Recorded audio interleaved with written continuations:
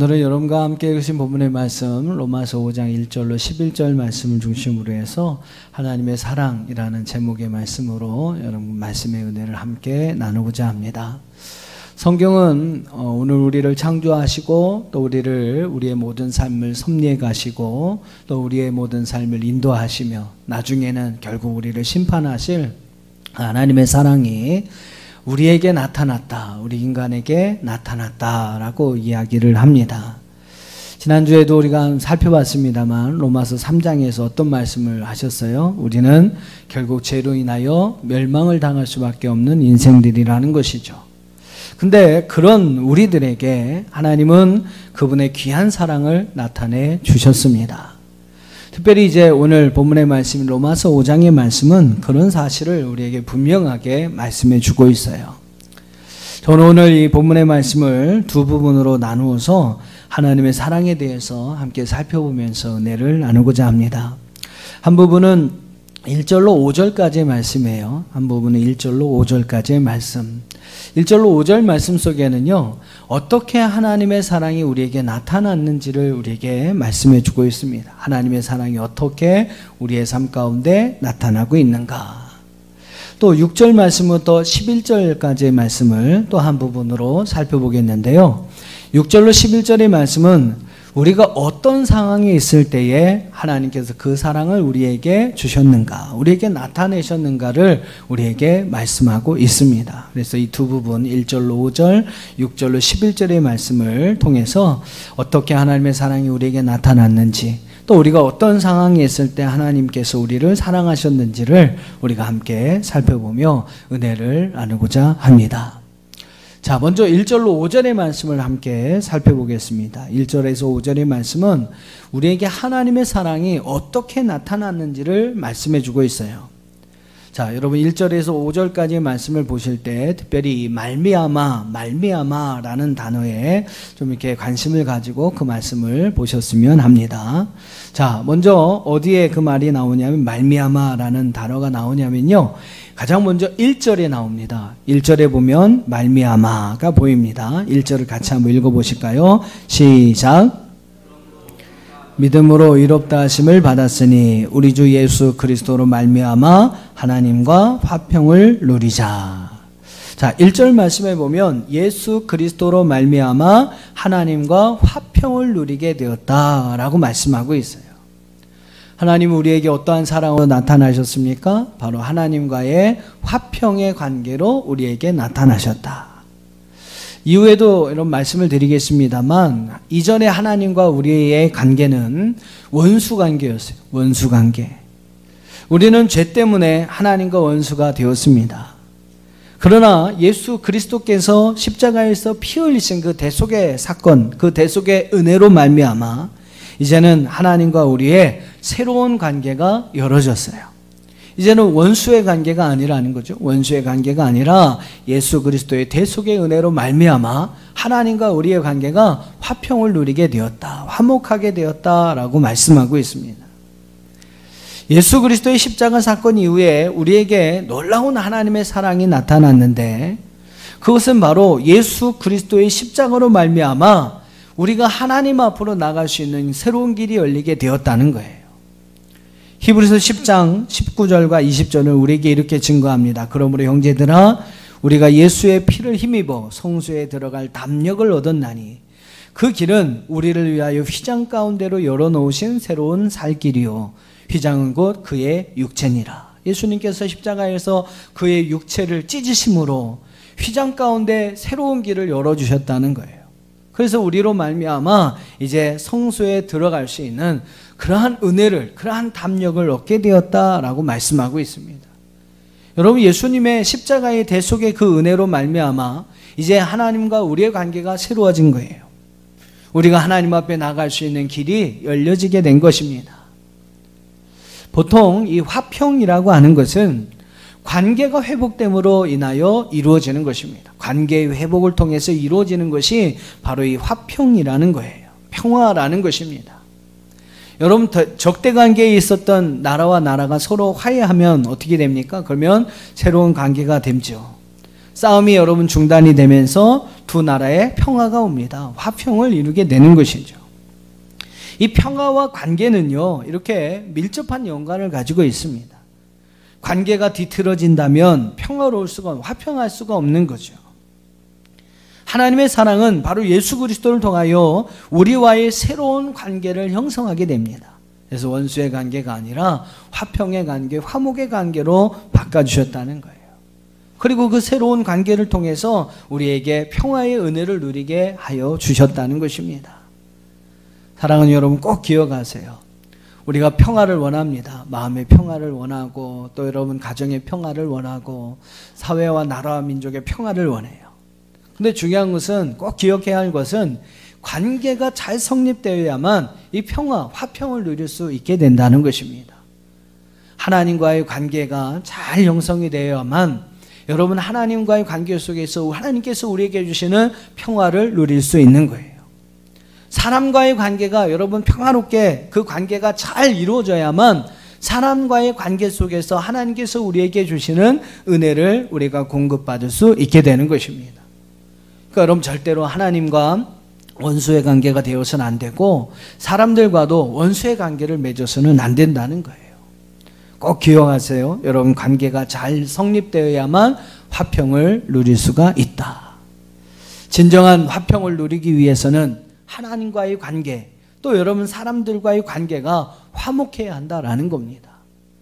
그 일을 위해서 여러분 힘쓰는 저와 여러분이 되기를 주님의 이름으로 축원합니다. 한번 고민해 보세요. 어떻게 하면 하나님과의 관계를 아름답게 할 수 있을까? 어떻게 하면 사람들과의 관계를 아름답게 만들어낼 수 있을까? 그 화목한 관계 속에서 하나님과 사람들과의 화평을 누리는 저와 여러분이 될 수 있기를 주님의 이름으로 축원합니다. 자, 또 어디에 여러분 이렇게 1절 1부터 이렇게 쭉 내려가시면 어디에 말미암아가 나오나요? 2절 말씀을 보실까요? 2절 같이 읽어봅시다. 시작. 또한 그로 말미암아 우리가 믿음으로 서 있는 이 은혜에 들어감을 얻었으니 하나님의 영광을 바라고 또한 즐거워하느니라. 하나님의 사랑이 어떻게 우리에게 나타났습니까? 그로 말미암아, 바로 예수 그리스도로 말미암아 우리가 믿음으로 서 있는 이 은혜에 들어감을 얻었다라고 이야기를 합니다. 다시요. 예수 그리스도로 말미암아 우리가 하나님의 은혜에 들어감을 얻었다. 은혜에 들어갈 수 있는 그러한 은혜를 얻었다라고 이야기를 합니다. 그리고 여러분 그 은혜에 들어감으로 우리가 하나님의 영광을 바라고 즐거워하는 그러한 삶을 살아갈 수 있게 되었다라고 말씀하고 있어요. 이 땅에서 여러분 살아가는 우리의 삶은요, 내 힘으로 내 노력으로 사는 것 같지만 결코 아니라는 겁니다. 여러분 열심히 노력하면 잘 살 수 있을까요? 여러분 행복하게 살 수 있을까요? 우리의 살아가는 부분의 많은 부분은 내 의지와 내 노력과 내 수고와 내 뜻과 다르게 진행되는 부분들이 참으로 많이 있습니다. 실상 우리가 우리의 힘이나 우리의 노력, 우리의 수고로 사는 것 같지만 많은 사람들이 아니라고 이야기를 해요. 물론 우리의 노력과 수고가 분명히 필요합니다. 하지만 많은 부분에서 중요한 것은 하나님의 은혜가 필요하다는 거예요. 하나님의 여러분 은혜로 사는 것이 가장 편안한 것이고 가장 행복한 것임을 믿으시기를 바랍니다. 제가 가끔 이제 그런 퀴즈를 드리잖아요. 요즘 이제 비가 좀 자주 와서 다행입니다만 한 달 전만 해도 이 가뭄 때문에 우리나라가 많은 어려움이 있었어요. 논밭에 물을 데워야 하는데 저수지는 다 물이 말랐고 비가 오지 않고요. 먹지로 그냥 물을 대다가 물을 데워서 어쨌든 논에 물을 채워도 그 물이 곧 말라서 식물들이 더 이상 자라지 못하게 되는 그러한 경우들이 있었습니다. 참 농가에 많은 고민이 있었죠. 하지만 여러분 이제는 그 고민이 해결됐습니다. 어떻게 여러분 해결되었어요? 사람들이 막 그냥 열심히 노력했습니까? 예? 여러분 열심히 기도하면서 노력한 사람도 많이 있겠습니다만 사람들이 많은 수고와 노력을 해서 그렇게 된 게 아니었어요. 하나님께서 어쨌든 하늘에서부터 비가 와서 그 모든 일들이 해결되었습니다. 비, 즉 위로부터 우리에게 내려주시는 하나님의 은혜가 모든 문제를 여러분 한 방에 해결한 것입니다. 여러분 은혜로 사는 것이 가장 평안하고 가장 행복한 것입니다. 이전에 죄인 되었던 우리는요, 스스로 하나님의 은혜에서 뛰쳐나왔습니다. 스스로 여러분 은혜를 내어버렸어요. 그 은혜가 얼마나 귀한 것인지 모르고 그 은혜를 하찮은 것으로 여기며 살아왔습니다. 그런데 하나님은 그분의 사랑으로 바로 예수 그리스도로 말미암아 우리가 다시 그 하나님의 은혜에 들어갈 수 있는 길을 열어주셨다는 거예요. 이게 여러분 하나님의 사랑이 우리 가운데 나타난 가장 귀한 은혜입니다. 하나님의 은혜를 힘입어 살아갈 수 있는 새로운 일, 새로운 길, 새로운 은혜를 우리에게 열어주셨다는 거죠. 특히 여러분 그 은혜를 힘입어서 할 수 있는 가장 놀라운 일이 생겼습니다. 아까도 말씀드렸죠. 히브리서 10장 19절에 예수의 피를 힘입어서 성소에 들어갈 담력을 얻었다. 여러분 그 은혜를 힘입어서 성소에 들어갈 수 있는 은혜를 얻게 되었어요. 아무나 들어갈 수 없었던 지성소였습니다. 1년에 한 번 대제사장만이 아주 힘겹게 들어갈 수 있는 곳이 바로 지성소였어요. 근데 여러분 이제는 누구나 예수 그리스도를 힘입어서 그분의 여러분 그 은혜로 말미암아 그곳에 들어갈 수 있는 길이 열리게 되었던 것입니다. 사랑하는 성도 여러분, 이렇게 하나님 전에 나와서 하나님을 마음껏 예배해 드릴 수 있다는 것, 이것이 여러분 하나님께서 우리에게 주신 큰 은혜임을 믿으시기를 바랍니다. 할렐루야. 여러분 이렇게 하나님 앞에 나와 마음껏 하나님을 예배하고 찬송하고 하나님께 영광을 돌릴 수 있다는 것이 하나님이 우리에게 주신 큰 은혜라는 거예요. 이렇게 여러분 하나님 앞에 나와서 우리의 삶의 여러 가지 문제들 또 하나님 앞에 다 내어 맡기고 또 우리의 여러분 기도와 간구로 하나님 앞에 나갈 수 있는 것, 여러분 이것이 바로 하나님의 큰 은혜라는 것입니다.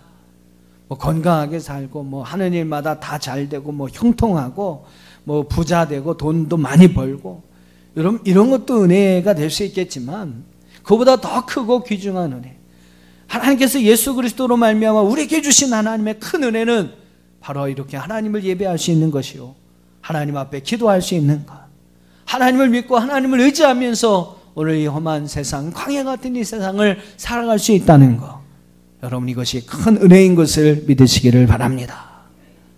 자, 또 어디에 말미암아가 나올까요? 3절부터 5절을 한번 읽어보겠습니다. 3절로 5절입니다. 시작. 다만 이뿐 아니라 우리가 환난 중에도 즐거워하나니 이는 환난은 인내를, 인내는 연단을, 연단은 소망을 이루는 줄 알미로다. 소망이 우리를 부끄럽게 하지 아니함은 우리에게 주신 성령으로 말미암아 하나님의 사랑이 우리의 마음에 부은 바 됨이니. 자, 5절에 나오죠. 5절에 보니까 우리에게 주신 성령으로 말미암아 하나님의 사랑이 우리 마음에 부은 바 되었다라고 말씀하고 있습니다. 하나님은 우리에게 환난은 인내를, 인내는 연단을, 연단은 소망으로 바꿀 수 있는 능력을 주셨어요. 무엇을 통해서 여러분 그 같은 능력을 우리에게 주셨습니까? 바로 하나님의 사랑으로 우리에게 허락하여 주신 성령으로 말미암아. 따라해보세요. 성령으로 말미암아. 예, 성령으로 말미암아 환난을 인내로, 인내는 연단으로, 연단을 소망으로 바꿀 수 있는 능력을 하나님 우리에게 주셨습니다. 그 성령으로 말미암아 이와 같은 은혜, 이와 같은 능력을 가질 수 있게 하여 주셨다는 거예요. 여러분 우리를 가리켜서 세상의 사람들은 기독교인이라고 합니다. 좀 안타깝습니다만 요즘은 뭐 개독교라는 소리가 참 많이 듣게 되기도 합니다만, 기독교인, 다시 말하면 그리스도인. 여러분 그리스도인이 뭡니까? 저는 가끔 이스라엘 백성들의 광야 생활, 출애굽기의 말씀이나 뭐 신명기나 민수기의 말씀을 묵상하면서 좀 그런 생각을 해요. 그리스도인이란 광야 속에서 가나안의 희망을 노래하는 사람들이다. 제가 한 말인데 멋있는 것 같아요. 그리스도인이란 광야 속에서 가나안의 희망을 꿈꾸며 노래하며 소망하며 바라보며 살아가는 사람들이다.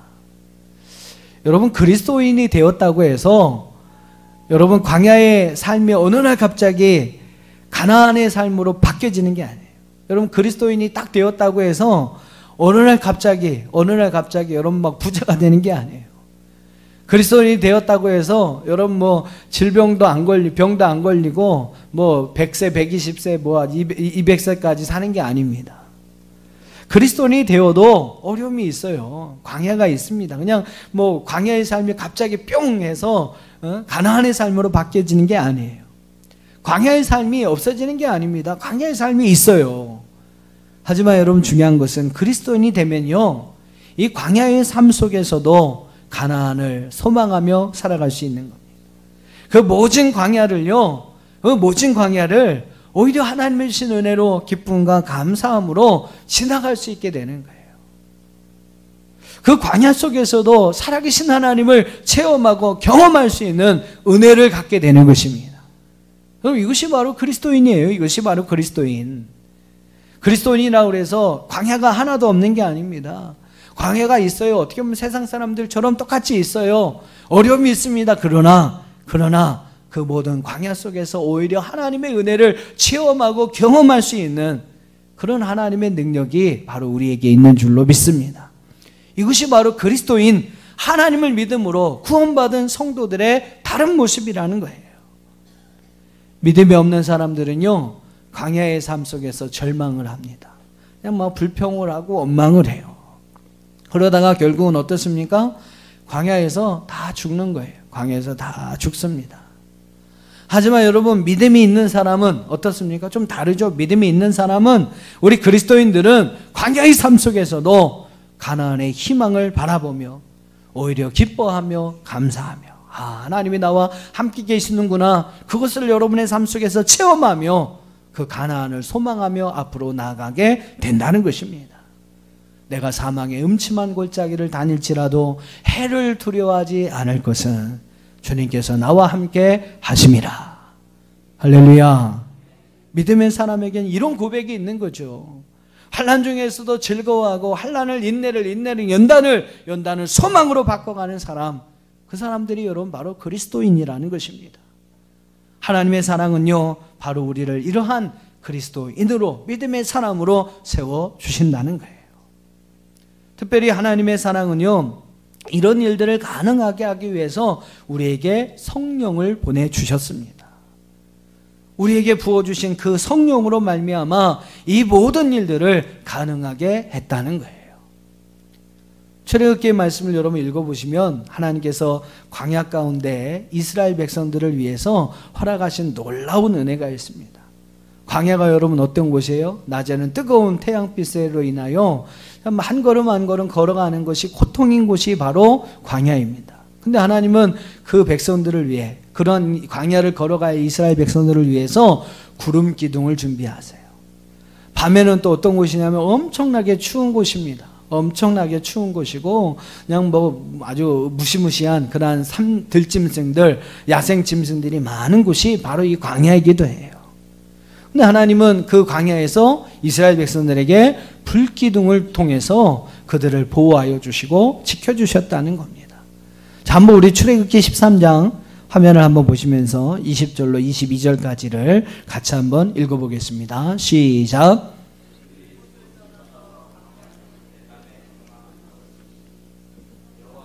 그들 앞에서 가시며 낮에는 구름 기둥으로 그들의 길을 인도하시고 밤에는 불기둥을 그들에게 비추사 낮이나 밤이나 진행하게 하시니 낮에는 구름 기둥 밤에는 불기둥이 백성 앞에서 떠나지 아니하니라. 할렐루야.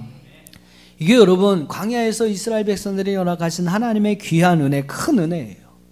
구름 기둥과 불기둥이 이스라엘 백성들을 광야에서 보호하고 인도하여 주었습니다. 마찬가지로 하나님은 오늘 우리에게 성령을 보내주셔서 오늘 우리가 그 성령의 보호하심과 인도하심 가운데 우리의 삶을 살아가게 하셨다는 거예요. 바로 이것이 여러분 우리를 향한 하나님의 귀한 사랑인 줄로 믿습니다. 사랑하는 성도 여러분, 하나님 이 사랑 안에 늘 성령의 충만함으로 살아가시기를 주의 이름으로 축원합니다. 여러분, 우리는 늘 성령의 충만함을 간구해야 돼요. 내가 하나님 성령의 충만함으로 살게 하옵소서. 그리고 여러분 무엇보다도 성령의 충만함을 사모해야 할 줄로 믿습니다. 그리고 성령 충만할 수 있도록 여러분 기도하고 또 찬송하시고 늘 말씀을 가까이 하고 그 말씀을 믿고 그 말씀을 행하는 삶을 살아야 해요. 늘 여러분 예배하는 삶으로 하나님 앞에 나가야 합니다. 그런 삶을 통해 여러분 성령의 충만함을 가질 때 그 성령의 충만함을 통해 우리는 환난 속에서도 즐거워하며 이 광야 속에서 하나님의 가나안 땅을, 하나님의 나라를 소망하며 살아갈 수 있는 하나님의 귀한 은혜가 우리 가운데 있음을 믿습니다. 자, 1절로 5절을 한번 정리해 봅시다. 하나님의 사랑이 우리에게 어떻게 나타났습니까? 예수 그리스도로 말미암아 하나님과 화평을 누림으로 나타났어요. 또 그 예수 그리스도로 말미암아 하나님의 은혜에 들어갈 수 있는 길이 열려졌습니다. 또 성령으로 말미암아 하나님의 영광을 바라며 환난 중에서 즐거워하며 살아갈 수 있는 은혜가 우리 가운데 열렸다는 거예요. 자, 오늘 말씀드린 이 모든 은혜가 하나님의 사랑을 통해 주시는 이 귀한 은혜가 저와 여러분과 함께 하시기를 주님의 이름으로 축원합니다. 할렐루야. 예, 아멘 하신 분은 그 은혜가 임할 줄로 믿습니다. 예, 아까는 혹시 못하셨을지 몰라도 지금이라도 아멘 하셨으면 그 은혜가 여러분에게 임하게 될 줄 믿습니다. 그 사랑 안에서, 그 하나님의 사랑 안에서 하나님과 화평을 누리고 또 하나님의 은혜에 들어가고 환난 중에서도 즐거워하며 늘 하나님의 영광을 바라보며 살아가시는 저와 여러분 되기를 주님의 이름으로 축원합니다. 자, 1절로 5절의 말씀을 통해 하나님의 사랑이 어떻게 우리에게 나타났는지를 살펴보았고요. 자, 이제는 크게 두 번째로 6절로 11절의 말씀을 통해서 이 사랑이 우리가 어떤 상황이 있을 때 우리에게 나타났는지를 함께 살펴보며 은혜를 나누겠습니다. 자, 6절로 11절의 말씀 보면요, 세 가지 상황 속에서 하나님께서 우리에게 하나님의 사랑을 나타내셨다라고 말씀하고 있어요. 6절로 여러분 11절 말씀을 보실 때는 할 때, 무엇을 할 때에 라는 단어를 좀 주의해서 보시기를 바랍니다. 자, 한번 보시죠. 어디에 나옵니까? 먼저 6절을 한번 보세요. 6절 같이 읽어봅시다. 시작. 우리가 아직 연약할 때에 기약대로 그리스도께서 경건하지 않은 자를 위하여 죽으셨도다. 우리가 연약할 때에 그리스도께서 나 같은 죄인을 위하여 죽으셨다고 말씀하고 있어요. 연약할 때라고 하는 것은 우리가 우리 자신을 스스로 구원할 수 없을 만큼 전적인 어떠한 무능의 상태를 이야기를 합니다. 그렇습니다, 여러분. 우리는 절대로 우리 자신을 스스로 구원할 수가 없습니다. 그런 연약한 인생들이 바로 우리예요. 결국 죄로 인하여 하나님의 심판을 받아서 멸망당할 수밖에 없는 죄인들, 그것이 우리입니다. 그런데 여러분, 그렇게 연약할 때 그리스도께서 바로 우리를 위하여 십자가에 죽으셨습니다. 하나님은 이렇게 자신의 구원의 문제를 위하여 아무것도 할 수 없는 우리들을 위하여 아무것도 할 수 없을 그 연약한 그때에 바로 예수 그리스도의 대속으로 인하여 우리를 구원하여 주셨습니다. 플로렌스 체드윅이라고 하는 사람이 있습니다. 여성으로서 세계 최초로 영국 해협을 횡단한 그러한 여성 수영 선수입니다. 그녀가 이제 그 영국 해협을 횡단하고 다음 목표로 삼은 곳이 어디냐면 이제 그 카타리나 섬에서 캘리포니아 해변까지 이르는 그 태평양을 횡단하는 이제 그런 이제 목표를 잡게 돼요. 1952년 어느 날 이 체드윅은 이제 그 일을 도전을 합니다. 카타리나 섬의 그 차가운 물 속에 뛰어들어요. 거기서부터 캘리포니아 해변까지를 헤엄쳐서 횡단을 해야 합니다. 그날따라 아주 안개가 짙은 그런 날이었어요. 무려 15시간을 수영을 합니다. 15시간을 수영을 해요. 이제 거의 체력이 갑자기 이제 체력이 떨어집니다. 설상가상으로 안개까지 덮쳐서 여기가 어딘지도 분간할 수 없는 거예요. 도착 지점인 캘리포니아 해변이 얼만큼 나왔는지도 보여지지도 않고 자기를 지금 호위하는 배조차도 볼 수 없는 그러한 상황이었습니다. 이 순간 이 체드윅의 마음에 두려움이 오는 거예요. 아, 내가 이렇게 하면 잘못하면 죽겠구나. 그래서 결국 그 두려움과 절망에 빠진 체드윅은 결국 포기를 합니다. 포기를 선언해요. 배 위로 이렇게 끌려 올려진 체드윅은 그제서야 목표 지점이 반 마일밖에 안 남았다는 것을 알게 됩니다. 근데 이제 아쉬워하지만 되돌릴 수 없는 것이죠. 그리고 안개가 조금 거치면서 캘리포니아 해변을 바라보게 돼요. 아깝다. 이 눈에 보이는 이 자욱한 안개만 없었다면 나는 저 캘리포니아 해변까지 갈 수 있었을 텐데, 조금만 더 갔으면 됐을 텐데, 만일에 캘리포니아 저 해변이 내 눈앞에 보였다면 나는 얼마든지 완주할 수 있었을 텐데. 근데 그런 이제 아쉬움을 가지고 첫 번째 시도는 이제 포기를 합니다. 그로부터 2달 뒤에 최도익은 다시 한번 도전을 해요. 여전히 짙은 안개가 깔렸습니다. 또 물속은 똑같이 차가웠어요. 이번에는 그래도 눈앞에 이 안개가 있는데 어느 정도 그래도 보일 정도입니다. 자, 이제 어느 정도 또 뭐 열 몇 시간씩 이렇게 수영을 해서 합니다. 체력이 떨어져요. 몸의 체온도 떨어집니다. 체력이 이제 한계가 이르게 된 것 같아요.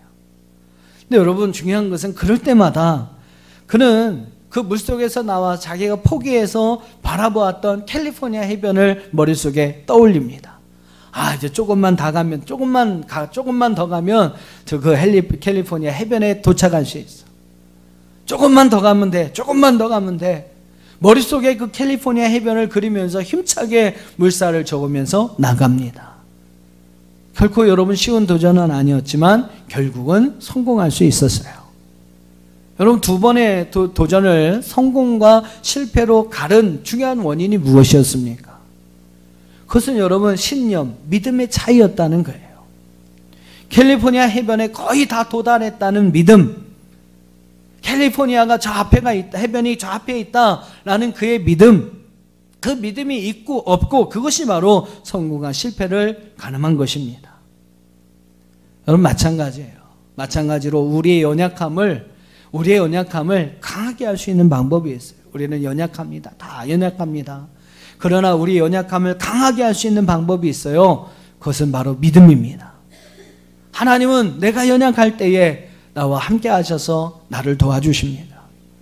내가 연약할 때에 하나님은, 나의 강함이 되신 하나님은 나에게 오셔서 나를 더 도와주신다는 거예요. 나를 죽기까지 사랑하신 주님은 오늘도 나를 사랑하셔서 내가 정말로 어렵고 힘들 때 나를 그분의 등에 들쳐 업으시고 홀로 그 험한 길, 그 길을 걸어가신다는 사실입니다. 바로 그 믿음이 연약한 우리를 강하게 만든다는 거예요. 그 믿음을 가지시기를 바랍니다. 내가 연약할 때 나에게 강함을 주시는 하나님, 내가 연약할 때 나와 함께 계셔서 나를 도와주시는 하나님, 그 하나님에 대한 확신한 믿음을 가지시는 저와 여러분 되기를 주의 이름으로 축원합니다. 자, 또 어디에 뭐뭐 할 때가 나옵니까? 8절을 보세요. 8절 같이 읽습니다. 시작.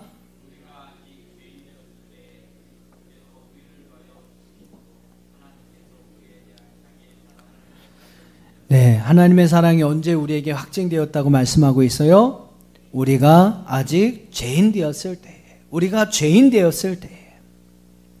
그때 바로 그리스도께서 우리를 위하여 죽으심으로 우리를 향한 자기의 사랑을 확증하셨다라고 말씀하고 있습니다. 언제요? 예, 우리가 죄인 되었을 때에. 그 바로 앞에 7절을 보면 이런 말씀이 나와요. 의인을 위하여 죽는 자가 쉽지 않고 선인을 위하여 용감히 죽는 자가 혹 있거니와. 존경받고 취향받는 의인을 위하여 죽는 것도 쉽지 않은 겁니다. 근데 주님은 그러한 선인이나 의인을 위하여 대신 죽은 것이 아니라 죄인을 위하여 죽으셨습니다. 그러니까 쉽게 말하면 여러분 이런 거예요. 만약에 여러분이 정말로 여러분이 존경하는 인물이 있다고 한번 생각해 보세요. 근데 그 사람이 지금 죽을 위기가 됐습니다. 여러분, 그 사람을 위해서 대신 죽어줄 수 있습니까?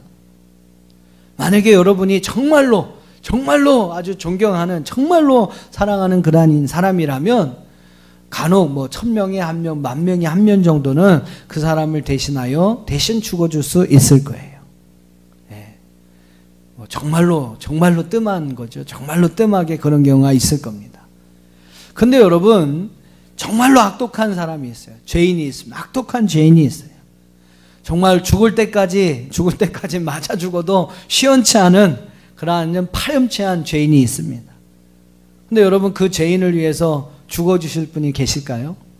그런 죄인을 위해서 대신 죽어줄 수 있는 사람이 과연 여러분 있겠습니까? 없는 것이죠. 대신 죽어주긴 왜 대신 죽어줘요? 아주 쫓아가서 내가 죽이면 몰라도. 미쳤다고 그런 놈을 대신해서 여러분 죽어주겠습니까? 정말 그럴 만한 경우는 전혀 없는 것이죠. 상식적으로 여러분 그런 거 아니겠어요? 근데 여러분 하나님은요, 우리가 다 죄인 되었을 때에 우리를 위하여 예수님을 보내주시고 그 예수님을 우리를 대신하여 죽게 하셨습니다. 아니요, 하나님 자신이 바로 우리를 대신하여 십자가에 달려 죽으셨습니다. 정말 이럴 수는 없는 것인데, 그렇죠? 하나님은 바로 이렇게 우리를 사랑해 주셨습니다. 하나님이 이렇게 우리를 사랑하신 이유가 있겠죠. 우리를 자신보다 더 사랑하셨기에, 그 아들 예수 그리스도보다 우리를 더 사랑하셨기 때문에, 여러분을 그 누구보다도 하나님이 더 사랑하셨기 때문에 바로 죄인인 우리를 대신하여 하나님이 대신 죽으신 것입니다. 자격 없는 우리를 향한 하나님의 사랑, 그 사랑이 우리에게 있음을 여러분 기억하시길 바랍니다. 그럴 만해서 받은 사랑이 아니에요. 그럴 만한 자격이 하나도 없는 우리들을 향한 하나님의 아무런 조건 없는 사랑, 헌신적인 희생적인 사랑, 아가페적인 사랑, 하나님은 바로 그 사랑을 우리에게 주셨습니다. 그 사랑을 받은 자로서 여러분 이제는 그 사랑을 또 다른 사람에게 전할 수 있는 저와 여러분 되기를 주의 이름으로 축원합니다. 거저 받았으니 거저 주야 해. 하나님 앞에 받은 그 사랑, 우리 여러분 아무 대가 없이 그냥 받았잖아요. 죄인이었을 때 받은 사랑 아닙니까? 그 사랑을 이제는 우리는 거저 나눠줄 수 있어야 합니다. 자, 마지막으로 또 어디에 무엇 할 때가 나옵니까? 자, 10절을 한번 읽어보세요. 10절 같이 읽습니다. 시작. 곧 우리가 원수 되었을 때에 그의 아들의 죽으심으로 말미암아 하나님과 화목하게 되었은즉 화목하게 된 자로서는 더욱 그의 살아나심으로 말미암아 구원을 받을 것이니라. 할렐루야. 자, 우리가 어떤 상황에 있을 때 하나님 우리를 사랑하셨습니까? 하나님과 원수 되었을 때에, 하나님과 원수 되어서 하나님과의 관계에서 오는 모든 평안을 잃어버렸을 그때에 하나님 그 아들의 죽으심으로 말미암아 하나님과 우리를 화목하게 하셨다. 아담의 불순종으로 인하여 우리는 다 죄인이 되었습니다. 사단에게 굴복하여 하나님과 원수가 되었어요. 교만하고 불순종한 인간은요, 하나님과의 관계의 단절을 가져옵니다. 에덴 동산을 결국은 추방을 당하죠. 그럼 그뿐만이 아니잖아요. 하나님과의 관계의 단절로 끝나는 게 아니라 그 하나님과의 관계의 단절은요, 사람과의 관계의 단절로, 자연과의 관계의 단절로 이어지게 됩니다. 죄로 인해서 여러분 타락한 아담은 이후에 어떻게 됩니까? 내 뼈 중에 뼈요, 내 살 중에 살이라고 극찬했던 하와에게 저 여자 때문에 내가 죄를 지었다고 자기의 죄를 전가를 시킵니다. 좋게 말해서 저 여자라고 말씀을 드렸죠. 저 X 때문에 막 그랬을 거예요. 그냥 험한 말을 다 했을 겁니다.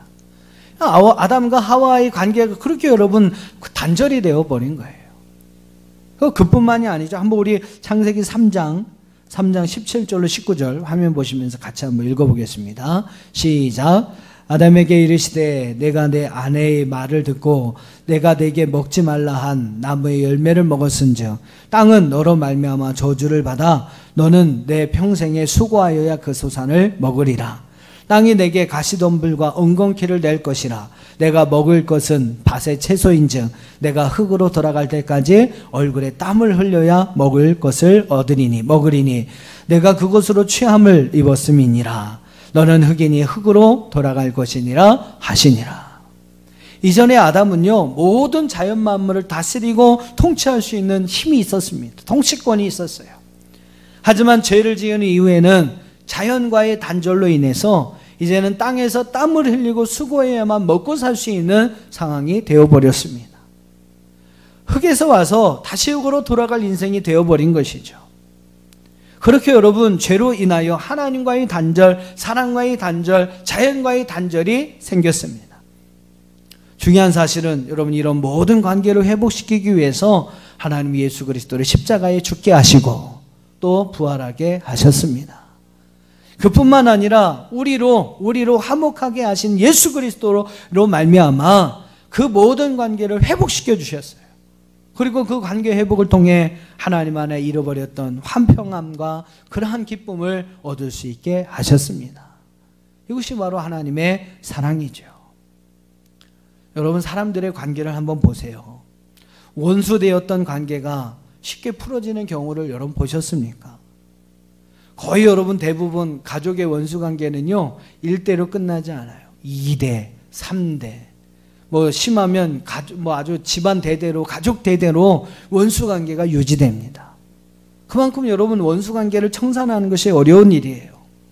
하지만 여러분, 우리 주님은 그 관계를 청산하기 위해서 먼저 자신의 모든 것을 내어주셨습니다. 자기의 목숨까지 내어주셨어요. 그런 여러분 희생적인 사랑으로 말미암아 비로소 하나님과 우리 사이에 화목의 관계가 이루어질 수 있었던 것입니다. 여러분, 한 사람의 희생적인 사랑이 없었다면 절대로 이 원수의 관계는 해결될 수가 없었다는 것이죠.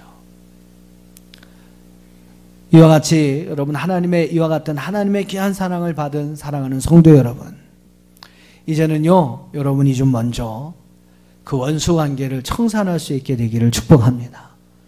여러분도 하나님이 우리에게 주신 그 희생적인 사랑, 조건 없는 사랑, 자기의 목숨도 아낌없이 내어줬던 그 사랑을 가지고 여러분 안에 있는 원수 관계들을 좀 이렇게 풀어갈 수 있는 저와 여러분이 되기를 주님의 이름으로 축원합니다. 원수들이 있을 거예요, 그죠? 원수들이 있을 겁니다. 한번 여러분 좀 이번 주간에 좀 그동안 원수같이 지냈던 그런 사람을 좀 여러분이 먼저 좀 찾아갈 수 있었으면 좋겠어요. 그리고 한번 여러분의 그 사랑, 여러분의 먼저의 그 사랑, 희생적인 그 사랑을 통해서 여러분 먼저 그 관계를 한번 풀어보시기 바랍니다. 뭐 쉽지 않은 일이겠죠. 하지만 그런 사랑을 받은 자로서 우리는 어떻게 보면 그렇게 해야 할 책임을 가지고 있다는 것입니다. 그것이 여러분, 그 사랑을 우리에게 허락하여 주신, 그 사랑을 하나님께서 우리에게 주신 그 하나님을 기쁘시게 하는 일임을 기억하면서 한번 여러분이 먼저 좀 찾아가셔서 그 관계를 좀 청산하시고 그 관계의 회복을 통해 하나님께서 우리에게 주시는 화평의 은혜를 누리는 저와 여러분들이 될 수 있기를 주님의 이름으로 축원합니다.